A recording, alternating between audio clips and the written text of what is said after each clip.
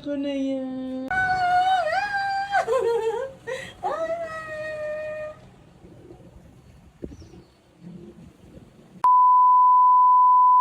Hello mga mima at mga daddy na nanonood sa aming munting vlog! Welcome sa The De La Rosario Chronicles. Kung bago ka pa lang dito sa page namin, welcome na welcome ka. Dito sa page, binabahagi namin ang aming mga simpleng family adventures, mga gala, food trips, parenting moments, at lahat ng masasayang alaala na gusto naming balikan balang araw. Kaya kung mahilig kayo sa ganitong klaseng content, huwag kalimutang i-follow ang page namin para lagi kayong updated sa bawat bagong vlog. Grabe, vlog 32 na tayo, parang kailan lang. Kinakabahan pa akong mag-upload ng unang vlog namin. Hindi ko alam kung may manonood ba o may magugustuhan ba sa mga ginagawa naming videos, pero dahil sa suporta nyo, unti-unti tayong lumaki bilang isang maliit na pamilya rito sa page. Kaya bago magsimula ang vlog na ito, gusto muna namin magpasalamat sa inyong lahat. Maraming salamat sa bawat view, like, comment, share, stars, follow, at kahit simpleng panonood lang. Sobrang laking bagay na iyan para sa amin. Hello, FYP! Hello, Meta! Baka naman, charot lang. So tara na, samahan nyo kami sa isa na namang simpleng adventure. Sa vlog na ito, bumalik kami sa isa na namang paborito naming puntahan, ang Tagaytay. Yes, Mima! Pero sa pagkakataong ito, hindi lang kami napunta rito para mamasyal. Isasama namin kayo sa Casa Adja Tagaytay Staycation na matatagpuan sa SMDC Tagaytay, Tower 5. Habang nasa biyahe kami, iba na talaga ang pakiramdam kapag paakyat ka na ng Tagaytay. Habang palapit ng palapit, unti-unti mong nararamdaman ang malamig na hangin. Parang unti-unti ring nawawala ang pagod at stress. Isa talaga ang Tagaytay sa mga lugar na gusto naming balikan dahil bukod sa maganda ang view, nakaka-relax din ang buong paligid. Isa rin sa hinihintay ko tuwing pumupunta kami rito ay ang fog. Gustong-gusto ko talaga makita ulit ang makapal na hamog na bumabalot sa buong lugar. Sayang nga lang at sa araw na ito ay hindi namin siya naabutan. Pero okay lang, ibig sabihin may dahilan pa para bumalik ulit. Pagdating namin sa SMDC Tagaytay, maayos agad ang proseso ng pagpasok. Malinis ang lobby, magalang ang mga staff, at ramdam mong maayos ang security. Nakakadagdag talaga ng peace of mind kapag alam mong ligtas at organisado ang lugar. Ang pakay talaga namin ngayon ay tulungan munang ayusin at linisin ang unit bago dumating ang mga susunod na guests. Akala nga namin simpleng staycation lang ang gagawin namin. Pero may kaunting linis pa lang. Pero okay lang, masaya naman dahil habang inaayos namin ang unit, mas lalo naming na-appreciate kung gaano ito kaganda. Simple lang ang design, pero napaka-cozy. Maliwanag, malinis, maaliwalas at ang gaan sa pakiramdam. Yung tipong pagpasok mo palang gusto mo nang humiga at magpahinga.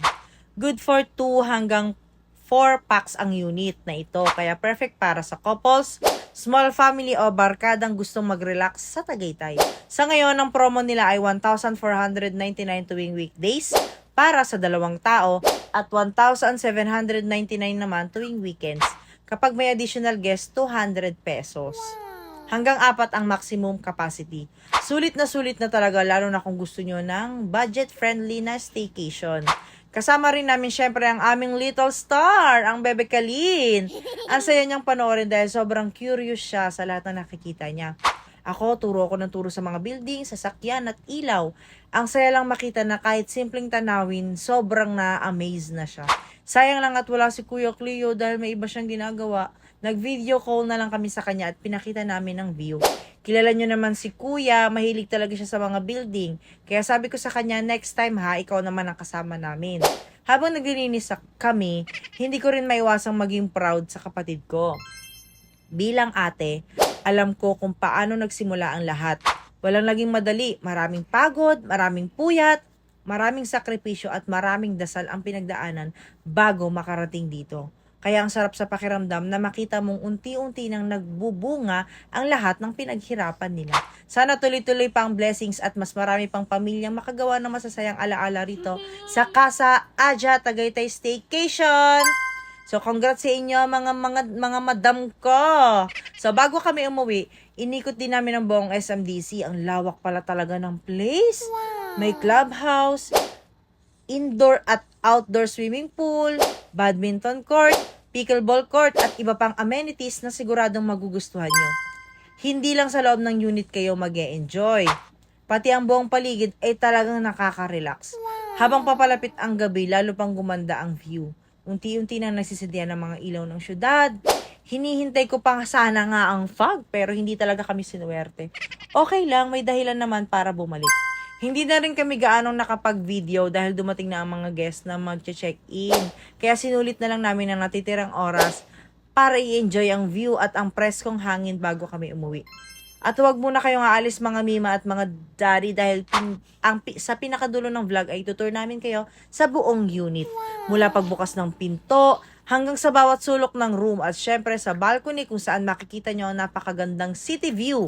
At ayan mga mima at mga daddy, dito na muna nagtatapos ang ating vlog. Sana nag-enjoy kayo sa pagsama sa amin sa simpleng araw na ito. Minsan talaga hindi kailangan ng napakalaking bakasyon para makapagpahinga. Minsan, sapat na isang maaliwalas na lugar, malamig na hangin, at mga taong mahal mo ang kasama. Kung nagustuhan nyo ang vlog na ito, huwag kalimutan mag-like, mag-comment, mag-share, at i-follow ang The Del Rosario Chronicles. At syempre, i-follow nyo rin ang Casa Adja Tagaytay Staycation para sa bookings, inquiries, at latest promos. Maraming salamat sa patuloy nyong suporta sa aming pamilya. Dalangin namin na pagpalain kayo ng Diyos, bigyan ng mabuting kalusugan, at marami pang masasayang pagkakataon kasama ang inyong mga mahal sa buhay. Hanggang sa susunod naming adventure, God bless sa inyong lahat. Mahal namin kayo at makita-kita ulit tayo sa susunod na mga vlog. Bye-bye!